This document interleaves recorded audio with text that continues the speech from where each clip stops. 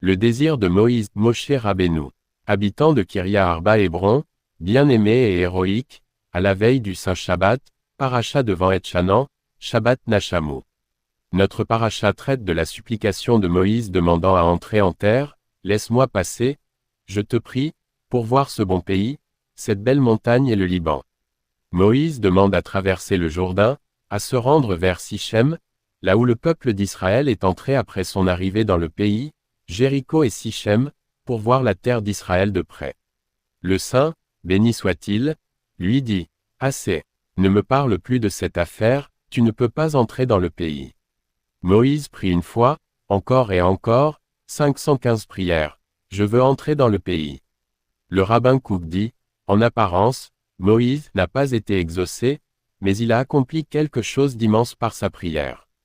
Tout comme Abraham, Isaac et Jacob ont travaillé à inculquer les attributs de bonté, d'amour et de courage dans le cœur de la nation des Sarracines, le Saint, béni soit-il, a planté des attributs immenses en nous à travers les saints patriarches.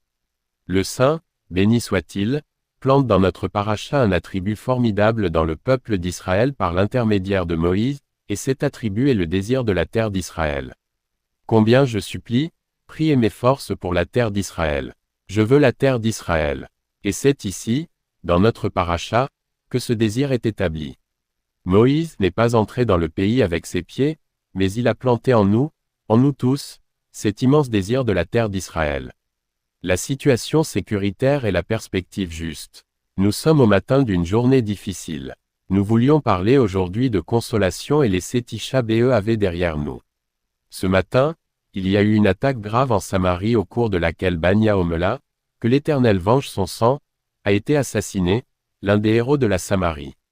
Hier, il y a eu une attaque au cours de laquelle Itamar Cohen a été blessé, lui aussi l'un des héros de la ferme, que l'Éternel lui envoie un rétablissement complet, ainsi qu'à tous les blessés parmi les malades d'Israël. Ces événements ne se sont pas produits dans le vide. Ils sont le résultat d'une conduite au cours d'une période où les héros de la ferme et des collines sont étiquetés comme étant des provocateurs, comme si nous vivions dans une zone stérile parmi ceux qui aiment Israël. Nous avons oublié que nous avons ici des ennemis terribles qui attendent de nous nuire à tout moment. Nous devons restaurer la perspective juste, savoir qui est le véritable ennemi, et le véritable ennemi est ici, au-delà de la fenêtre, à Hébron et à Sichem, dans ces villages difficiles qu'il faut traiter. Et ceux qui aiment Israël, les enfants de la ferme et des collines, il faut les aimer et les renforcer.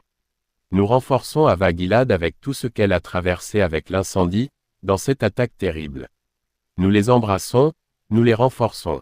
Ici, depuis la cité des patriarches, nous admirons les héros de la terre d'Israël.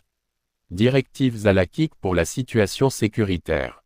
Je veux dire un mot sur le défi sécuritaire auquel nous sommes confrontés. Il est possible que la guerre avec l'Iran nous revienne aussi. Et nous sommes à la veille du Saint Shabbat. Il faut se rappeler que le téléphone portable que nous avons doit être un outil pour aider notre conduite. Cela signifie préparer les téléphones conformément à la procédure. Si Dieu nous en préserve, il y a des sirènes, il faut être prêt avec les téléphones, les emmener dans l'espace protégé, Mamad, accéder au téléphone selon le protocole. Dans un espace protégé avec un téléphone, restez dans l'espace protégé tant que l'instruction dit de rester, sortez quand l'instruction dit de sortir. Il ne faut pas regarder les nouvelles sur le téléphone. Si vous avez besoin d'allumer une lumière sur le chemin des abris ou sur le chemin des espaces protégés, utilisez le téléphone. L'utilisation d'un téléphone d'un point de vue halakhique est plus simple que toute autre utilisation de l'électricité, donc l'utilisation d'un téléphone est préférée, mais il n'y a aucune permission de regarder les nouvelles pendant le Shabbat, même si c'est très intriguant. Nous renforçons Tsahal et toutes les forces de sécurité pour combattre les véritables ennemis, proches et lointains, pour les détruire et les frapper complètement. Consolation et rédemption. Nous conclurons par notre merveilleuse paracha, consolez, consolez mon peuple, dit votre Dieu.